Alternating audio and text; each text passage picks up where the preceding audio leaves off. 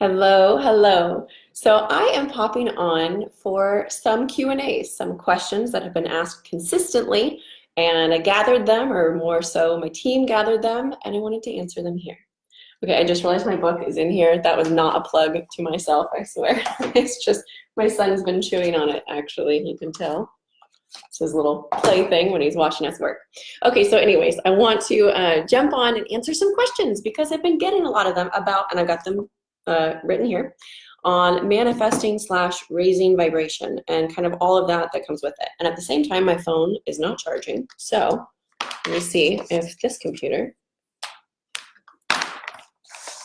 this is what happens when I do this myself. I'm never prepared, guys. I'm never prepared. Okay, we're charging. Okay, so let's go ahead and just jump right on in, answering some questions that you guys have been sending in. So first question is, how do I manifest when I'm ... sick, afraid, my relationship is in trouble? And what I basically equate that to is you're in some low vibrational state, or that's what you're perceiving yourself. And so you think that you can't manifest in lower states. And we do. We're manifesting. Here's the thing. We're manifesting all the time, like it or not. The thing is that when we're in those lower states, of course, we're creating things from a lower state. Now, you can call it manifestation. You can call it mental state. You can call it, just your energy, your dominant frequency. I kind of, jump around to each of those phrases. But ultimately, and if we look at it from like an energetic system, right? When we are feeling low, we process things more slowly. We process, Holly just popped on. Hi, Holly. We process things more slowly, right? So things are just happening in lag time. They're happening in funky ways. It's really choppy. We don't understand, we kind of ask ourselves, why is everything going so bad for me? Or I'm in a low vibe, so I'm going to keep creating horrible things. And ultimately, what I've noticed, and I'm going to attack this from a few angles, is that there is a time constraint, if you will, or time kind of shows up a little bit more slowly when we're manifesting from those denser energies. Things take a lot longer. We're a lot more confused. Things energetically feel like we're kind of shutting down instead of expanding. So the question is, how do I manifest when I'm feeling all of those things? You have to remember that you're manifesting all the time. So this isn't really about you figuring out how to manifest. It's that you realize in those moments that the best ways to handle those manifestations is to raise your vibration. Now, the things that you do, hello from Texas, hello. So the things that you do are going to be things like, do you ground? Do you journal? Do you walk outside? Do you get into nature? Do you do a meditation? Do you hug a loved one? My husband, you guys couldn't see it here, but my husband was just hugging me and filling me up with, some good energy right before, because I couldn't figure out the technology of this darn thing. And that, just gave me like a love dose and raised my vibration as well. So you have to look at what are the things that you naturally do, or the things that you could implement, or the things you do typically implement to raise your vibration. Instead of trying to manifest from a low vibrational state when you're, sick, when you're afraid, when you're, in trouble with your relationship, or you're just angry, or, you're vibrating in different emotional fields. Instead, hello from Australia, hello. Instead, then focus on raising your vibe, on bringing your energy up, on doing the things that fill your cup up, on, it could be having gratitude, experiencing love. For myself, I know whenever I jump into some type of personal development, my vibration's raised immediately because it empowers me. It makes me remember, oh, I'm not a victim to this circumstance or this feeling or this, victimization that I've created for myself. I'm actually totally in control. I'm empowered, and I can create and recreate my reality in every single moment. Now, also kind of want to throw something, hello from London. So I kind of want to throw something in here too, because I really like doing this because it makes sense to me. So I'll throw you a tool and, take it with a grain of salt if it works for you. So I know for myself, when I'm looking at, if I'm in a low vibrational state, one, of course, I've got to ask myself, why am I even here? Like, what am I getting out of it? What do I like from it? Or what's the huge, amazing lesson that's coming from this? Because I know if I wring out the lessons, kind of like a sponge of any low vibrational states, there's something beautiful waiting on the other side. So I'm not that I get excited or I welcome in low vibrational states, but I know that if it's showing up, it's there to serve me. It's feedback, and it's in some way going to enhance my life overall. So immediately natural gratitude pours in, which raises my vibe. But I also like to consider, okay, if I am in this state right now, how can I empower myself? if I can recreate the perceptions I have around that thing of, oh, I'm in a low state, or this is going to happen, or everything, typically, if you're like my crazy monkey brain, I used to be like, everything's going to fall apart because it's not okay right now, which means that the sense of finality, which was totally skewed in my own mind, was that if it's not okay now, it'll never be okay again, right? Are you one of those people where you're like, oh, if it sucks today, it's going to suck forever. Nothing's ever going to be all right. And then we almost bleed it over into areas that have nothing to do with the thing in the first place. But it's totally real to us in that mental state. So I've decided that I literally imagine like a lever. So my lever of personal vibration, if you will, or my mental states. And I typically am in a very empowered mental state. That's the one that I like to be in the most. It's the one that shows me, you know what, I created this. Why did I create it? I get really excited and interested about it. I get to kind of look at myself as a science experiment. That's kind of what we want to talk about in authentic living, is that we always throw ourselves up on the whiteboard and go, what's really going on with myself right now? Like, what am I trying to tell myself? What's showing up? Why does it look like this? Blah, blah, blah, blah, blah. And so, when I do that, I also have that lever, and I literally imagine like my hair, guys, my hair is crazy. I threw it up right before I did this with you guys because my hair was greasy. So I've got that lever, and then I'm literally imagining like I stick a spoke in it so my personal vibration can't go too low. It doesn't go to full on self-sabotage. Now, the reason I do that is because that grants me grace. When I'm in a low state, I need to grant myself a little love. The first thing I take away from myself, the first thing we all take away from ourselves is love. We're like, okay, if this is going wrong, then this is why I'm doing it, or I'm a victim, or whatever it is. And in some way, shape, or form, we're either not giving love or receiving love. We kind of shut it off in that moment, which like ensures that we stay in a low state.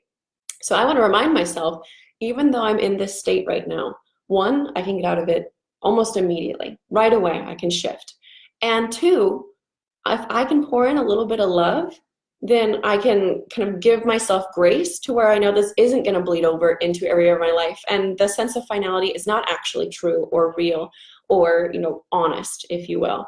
And that helps me see things for not more optimistic, because I'm actually, I was wired throughout life, I should say, quite pessimistically. So I was always looking around my corner, like, around every corner, but behind my back, like, what's really going on here? What's, is she's going to hit the fan? What's going to happen?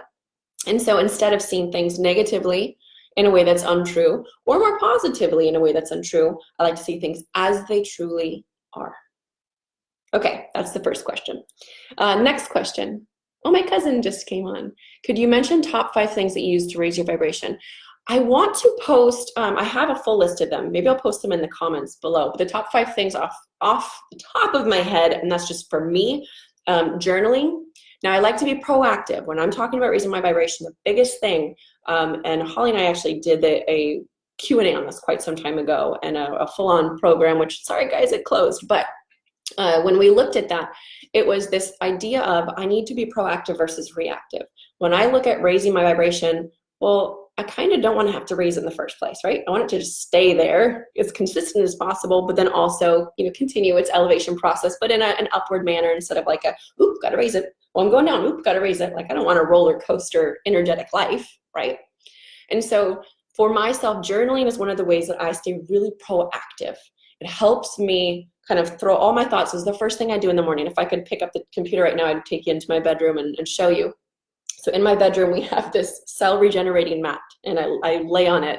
Every morning, I kind of like roll over before I get on my phone if I'm smart, sometimes not, but I'll roll over onto that mat right off the bed, and then I lay there. It's like an 8-minute session I do, and it kind of like wakes my cells up and so forth, and I journal at the same time. Sorry, my nose is all itchy. I got little flurries coming from my shirt. And so then I journal. And that just helps me go, okay, what were my dreams? What are my thoughts right now? How am I feeling? It just gets me really centered. Now, you might be someone who's like, okay, I just sit in silence for a moment and, kind of feel myself, or I go outside and let the sun hit my face for a moment. But in some way, be proactive that in the morning you're doing something that's going to kind of level you out. Because sometimes we think, oh, sleep is so rejuvenating. We wake up so fresh. Maybe you're one of those magical unicorns, but for some of us, we wake up and we're like, okay, whoa, like I got a lot. I'm feeling a lot.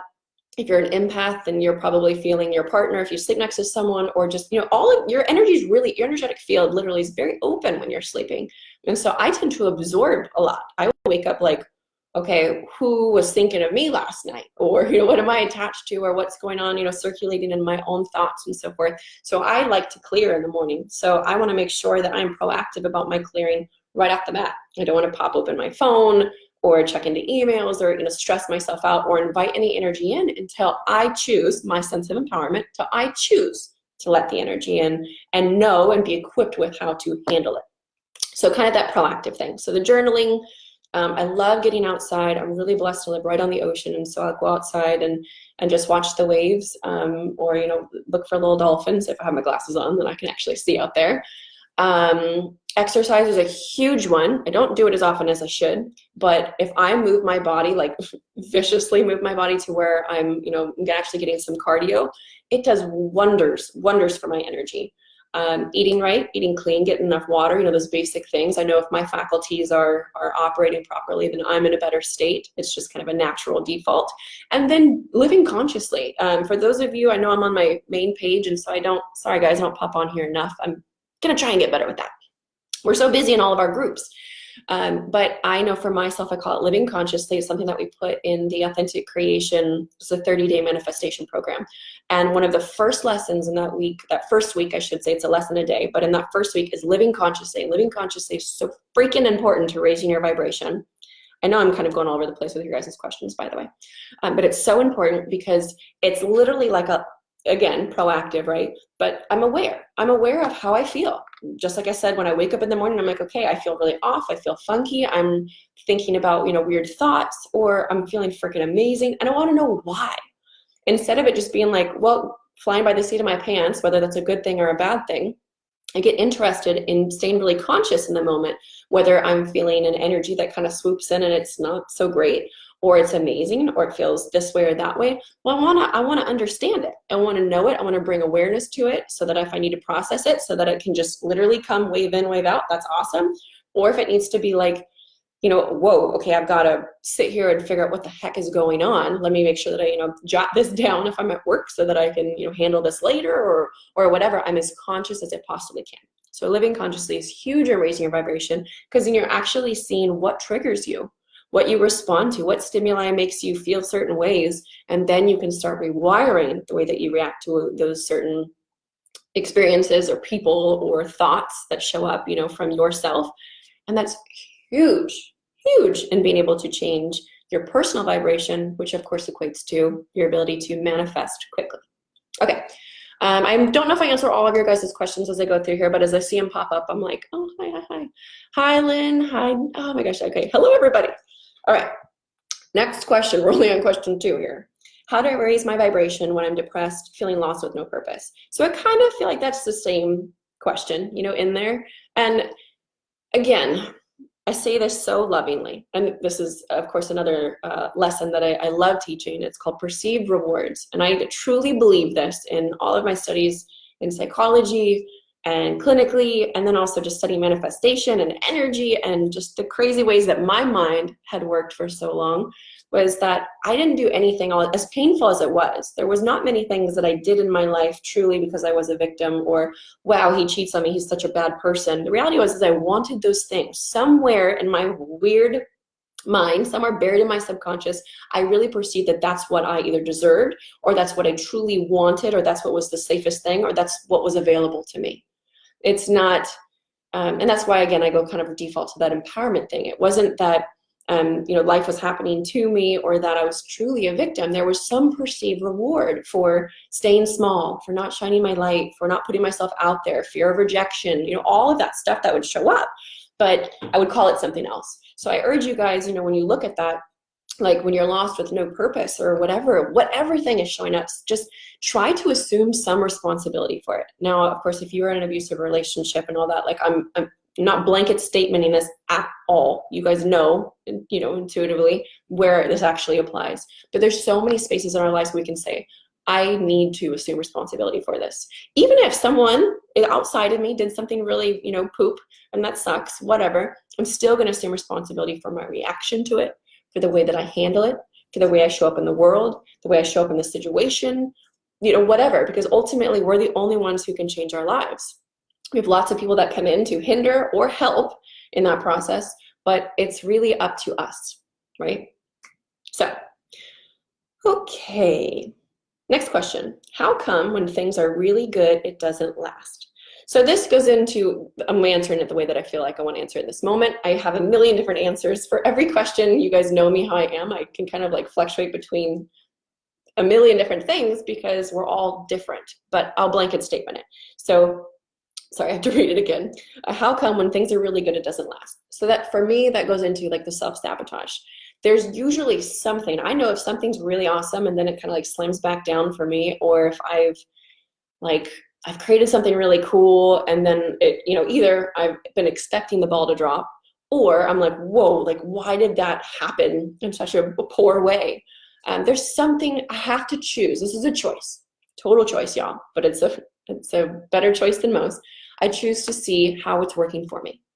Because if something has completely fallen apart, or if some way I have sabotaged and I'm not aware of how or why or just what's showing up, then I've got to get interested. I got to get curious instead of emotionally riled up, which again goes dropping down into those lower vibrational realities and frustrations. And you don't have really literally your brain doesn't have the same solving power in stressed out states. Naturally, we go for whatever thing we can kind of cling to versus let me actually see what's going on here.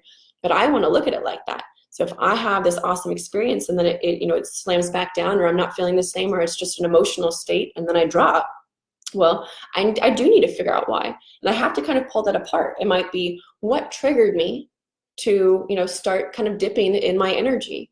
Or is there a possibility we have this, another lesson in Authentic Creation Program, plug in that now, is like the ceiling in the basement. So if I have my ceiling of like how awesome life can be and basement of how bad it will get before I'll do anything about it, like in a relationship, it might be like, oh my gosh, like this is a really healthy relationship. Let me figure out how to ruin it, right? I did that plenty of times in my past. And then the basement might be, well, I won't leave this relationship until he becomes physically abusive. Also did that. So we've got like that weird space that we sit in between, but you can see that obviously those weren't healthy ceilings and basements. So we have to ask ourselves, okay, am I hitting a ceiling right now? And how do I break past that ceiling? How do I just take a couple steps up so I don't, completely freak myself out and my brain go, this is not possible, or it's all gonna fall apart. And then we slam back down to our basement anyway and sabotage it. But we got to stay, again, living consciously. Let's stay aware of when we're starting to get to those points where we're like, things are getting so good. I know myself, and I might start trying to sabotage it, or I might start picking fights with my spouse, or I might drink or use drugs, or I don't know, whatever the thing is that kind of helps you kind of numb out that beauty, that awesomeness, where you're hitting your ceiling. Well, you want to push past that, live consciously through it, and understand what it is. Okay. La, la, la, la, la, la, la. Okay. How can I avoid staying in a low vibration when dealing with a crisis? Loaded question. Let me see how I want to answer this in this moment. Okay, so how can you avoid getting into or staying in, staying in low vibration when dealing with a crisis? So I think this comes down to perception, your perspective on the crisis there and of itself. And there are certain, crises in life that it's a true trauma, and it's extremely hard to not, dip into different energies. And that's where you have to pour tons of love and self-care and, be gentle with yourself. But there are also a lot of times where it's like a bill came in the mail. Let me totally freak out. Let me flip. Let me, just not be in a good mental state or allow for myself to dip. And then we get into this low vibrational state that kind of starts to expand upon itself. And then we find ourselves in a whole reality of that low vibrational, mindset or whatever thing. But there was, the inception point. And so I think a lot of this perspective on the crisis in general, I think that's where you kind of have to go to that whiteboard and go, what is going on? What is actually going on? Now, I know, the example of if you and I were both looking, if you were sitting over here on the other side of the room and I was sitting here and we're both looking at, a bouquet of flowers, we'd see something slightly different. We might even explain it differently, but we're looking at the exact same thing. Well, why is that? Because of where we're standing in the room And we can obviously expand that perception out further to, if we're looking at a crisis a certain way, can we take 2 steps to the left? Can we do a circle around to the right and see it from a different angle? Can we see it from the eyes of love? Can we ask ourselves, how in the world could this be serving me? Is this forcing me to grow? And again, it's a choice. But for myself, I choose to see when I have these types of crises, like, I feel very fortunate that we just don't really have them very much anymore. But if there was something, I'm trying to think of, like, years ago with my husband and I, when we were dating or something, and we were still learning our relationship, and I'd see, one thing, and then I was great at blowing things up, and he's actually really great at making things small. So we balance each other out. But I would, blow things up like, end of the world. And the truth was that was never the case. But I was so good at making an entire reality of it that it kept me in a state that I would, stay in panic or frustration or be able to not receive love or, whatever thing I was truly trying to get to. And so I think you have to ask yourself, kind of going back to that, is if you assume responsibility for not the crisis, you don't even have to say, like, I manifested the whole crisis. Although it's kind of cool sometimes when you realize that you may have created some crazy experience to teach yourself or pull yourself back on track or, whatever. Again, gratitude is awesome when that happens.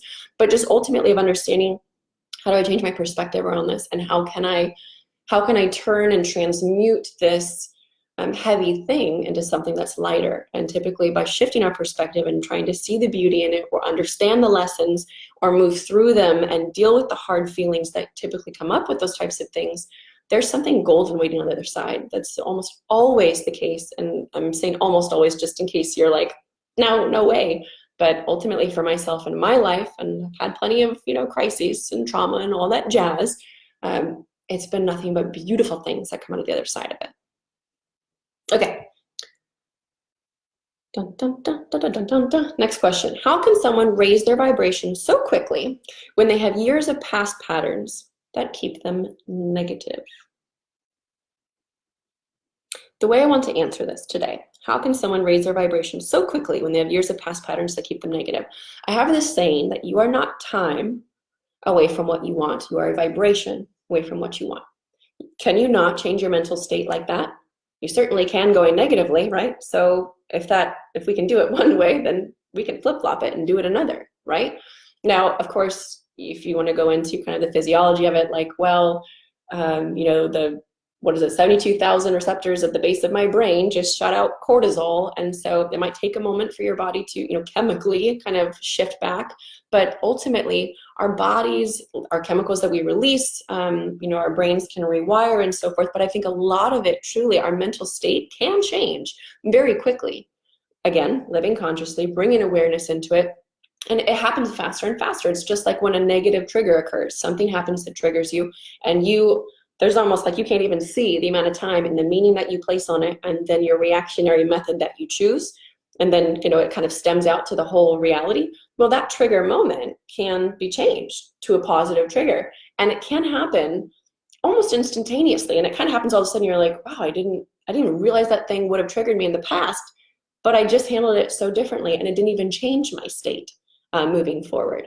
So with that question, regardless of patterns, regardless of things that, years of past patterns that keep someone, negative, well, that goes into the choice. And instead of saying, how can I instantaneously change that? If that's something that just doesn't resonate for you, you're like, Mandy, that's just not possible. I live in a sea of negativity. I'm like, there's no snap my finger magic wand, blah, blah, blah, blah, blah. That's cool. Instead, you can play with your own rules on that. Everyone has their own rules and they live and die by them. So if instantaneous shifting, and like for me, it's like turning the radio dial. If I'm like, okay, then I need to shift out of this, well, I'm going to change the radio dial. I'm literally going to shift the frequency as much as I possibly can. And that is going to lead to the most instantaneous energetic shift, mental shift that I can have, which then changes, everything else between, regardless of years of negativity or past programming and so forth. I've literally seen people at our events shift within an hour, if not less. And most of the time that one shift, even just in that amount of time, doesn't even take the whole event to change your life. It takes just that moment, that true choice and change that, wow, everything can truly be different. But that goes into, your choice. So if you have rules around that where you're like, needs to look a certain way, then play around with your rules. see which ones you need to break so that you can believe that you can shift literally your entire reality almost instantaneously. Because ultimately our reality is our emotional state. It's how we perceive things, right? I know that if I went to, Hustle and Heart, we have this amazing, my husband and I have this amazing philanthropic initiative, which is now turning into a foundation. It's so freaking cool. Story for another day. But we've got that. If I went to go hang out with some of the people that we serve, primarily in the Philippines, my husband's home country, and some of those people, they are going through the most atrocious of tragedies, the hardest of things, and they're just smiling their ways through it. And some of them are so happy. And if I looked at them, I'd be like, they have a positive perspective. They have what the majority of the world wants, which is inner peace. And that's beautiful. And then you can go to someone who has all the things that these individuals may not have, and they're, miserable. So ultimately, it truly is perspective, but it's the mental and emotional state that we sit in that deciphers the quality of life that we have, right? Internally speaking. Okay. Next question. Why do I keep falling? Okay, this is the last question. Why do I keep falling back into old habits? I'll be good one day, but not so good the next. I feel like I'm doing something wrong. So this is where I truly feel you got to do the work. When I look at manifestation, and I think this is something that's really kind of been weeded out of the realm of manifestation, or at least it's getting there. And it's not that it's not true, it's just that it's not applicable for most of us living real lives where we have jobs and kids and life and stress and blah, blah, blah, blah, blah. And so if I look at, falling back into old habits, or like thinking you're doing something right one day and then you're doing something wrong the next, it's not so much that you're messing anything up. It's that you haven't understood why you keep doing it, right? And so that goes into self-mastery. So with manifestation, we think like, let me mantra my way or meditate my way into manifesting all that I want. And I'm not saying that that's not possible. Let me tell you, the people that I've met on this planet, some of the most amazing people who can meditate so hard they can move clouds out of the sky. Like it's insane stuff. And then I've also met, all the people who are in the neuroscience end of things, and they study all the imaging of the brain, and all walks. I've seen it all. And so I come to you with every mix of it. And the one thing I think that is kind of weeding out of the manifestation world, or at least I hope it is that someone is doing it right or doing it wrong, and that it's all, it should be easier or whatever. But what I've noticed, ins and outs of anybody who has mastered, manifestation, and my own process of mastering it, going from everything that I was to everything that I am today, and consistently keeping it, which is the actual question, is that I've mastered myself. And I master myself more every day. It's not like I'm like, I've reached the stage of enlightenment. If I enlighten, I think I'll be gone. So don't worry, guys, I'm sticking around for a little while. But if I look at me knowing myself, knowing how I respond to things, changing that, and really like that process, that true process, self-mastery, basically. That's like what the whole authentic creation program is about. And a lot of our programs and events and so forth is, how do we master ourselves? How do we know ourselves? And quickly, so that it's not like this 5-10 year journey per se. We want to basically get from surviving to thriving in as short amount of time as possible. And then the rest of our life can be about thriving. Growth is still growth. We have to keep growing. I think I always say, like, if I'm not growing, I'm dying, because I love growing. And I'm always going to learn more about myself. I'm always going to go to deeper, darker, more amazing parts of me. That's kind of the fun of it. But ultimately, I don't want to be doing that from a space of pain. So ultimately, what we want to do is master ourselves so much so that we can start getting into that thriving mode. And then we get to kind of like pick the fruits of life versus like having to kind of dig up all of our old roots. Fruits and roots, that's kind of cool. So my advice with anyone who is feeling like they can't raise their vibration, who wants to manifest a different life, who has, poor emotional states, is know thyself. When you understand yourself, when you start understanding your psychology, and it's not like it has to be some crazy, you don't need a degree to do it by any means, but you do need some tools most likely.